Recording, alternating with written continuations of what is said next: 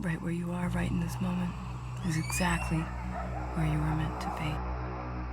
Good morning, good afternoon, good evening, and good night. Welcome to the Joygasmic Life Podcast. I am your hostess, Elena Harder. This is a mini episode designed to give you a taste of what is available in our larger full interviews, as well as what we get into in the deeper version of our membership, where we have full video, bonus courses with our interviewees, and of course our weekly calls where we support each other mom to mom. We'd love to have you as part of the Joygasmic Life membership. We've been trained to go for the orgasm, and it's a substitute for enduring human love, right? Have sex, have orgasms, more orgasms, better orgasms, multiple expanded, bullshit that we've been fed. Orgasm. And how many people do you know have experienced enduring human love? How many? With all the orgasms, how many are in a relationship that is enduring? Not very many. And I don't care if older people are training young men. Okay, they're not training young men about enduring human love. They're doing something very different, and I don't think it's to be respected. Okay. Well, we each have our own opinions on that for sure. What the Ringing Cedars books show about how love was. There's a scene in the books, for example, when there's a young 4-year-old that has a major crush on an 8, 9, or 10-year-old. I don't remember how old he is. And what the family does when they see this is they encourage this young girl to be the best that she could be, to become the best sewer, the most beautiful, to treat her body with the most respect, so that when she became a young woman, he would see her. You see? So they were training, they took that energy of love at such a young age and expanded on that to try to help her to be with the one that she was drawn to very early in life, and to have that love be enduring. It had nothing to do with sex.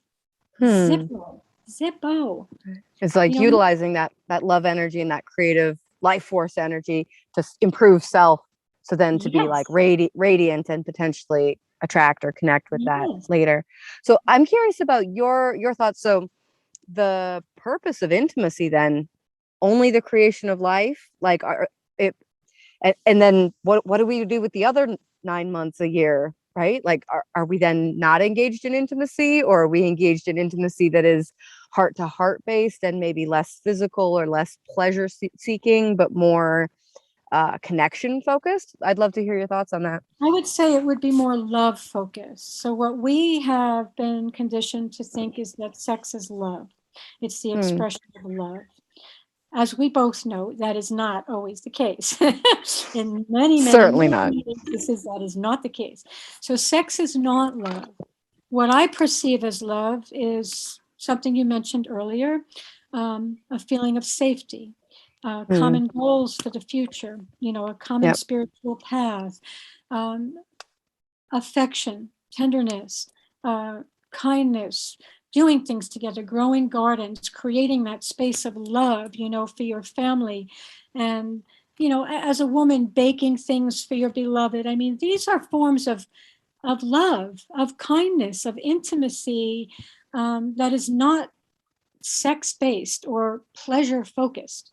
But it is very pleasurable to be held, to be nurtured, to be touched and loved, to look in somebody's eyes and have the neurochemicals of love flood your body just from eye contact, okay, or skin to skin contact through hugging without fucking or oral sex.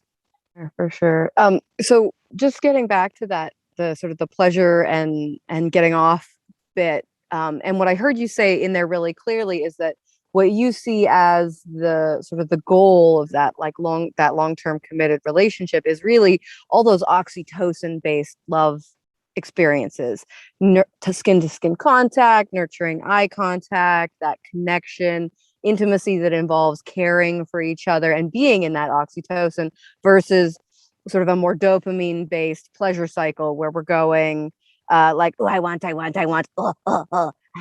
okay, I'm Yeah. good now, right? Yes. And being Yes. and being in that. Yeah. Yes. That's so well expressed.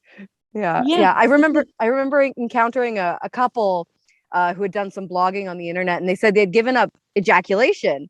And my teenage brain like could not comprehend why they would do this. And they literally said that they stopped fighting after they gave up ejaculation because they were literally had let go of that dopamine cycle and they'd moved into this oxytocin love connection bonding cycle of connection, you know. And I was just like, oh, you know. And if men are looking for, if they've been trained to look for that dopamine release, the ejaculation at the end, and they're focused on that as their form of lovemaking or their form of sex or fucking or whatever term we're using to call it, right? If they're focused on that end goal, that end outcome of the intimacy, they're missing out on the journey of intimacy, which is continuing to expand the ability to be connected to each other, but also to that like divine source that is in my opinion, is one giant joygasm. It's one giant feeling of like union,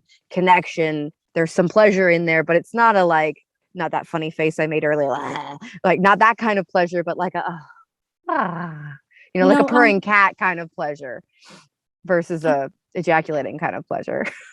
I'm thinking of, as you're speaking, I'm thinking of a woman who was talking about a birthgasm.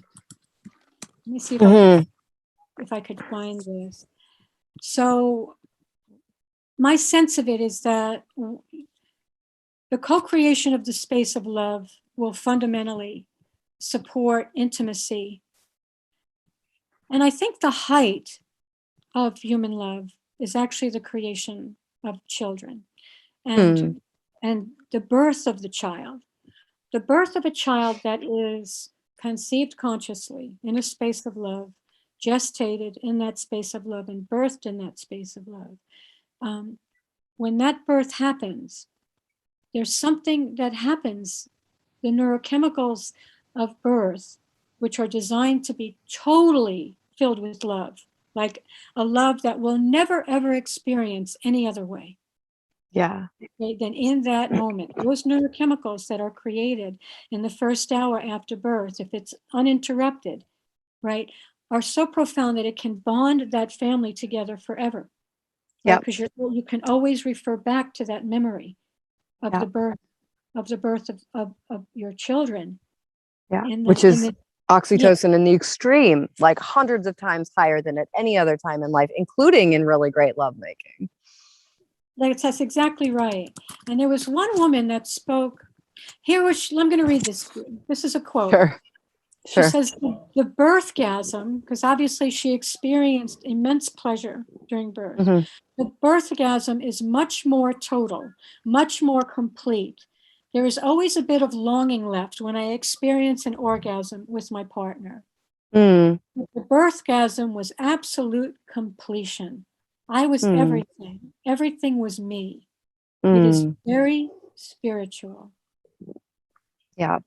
Yeah. And the women I talk to who have had, who claim that birth orgasm, or they claim like having an orgasmic birth, very rarely do they talk about physical pleasure that resembles clitoral stimulation orgasm. Right. Sometimes they utilize that as a tool. Sometimes that's a part of the experience. And we can get into the whole conversation about vibrators just shortly.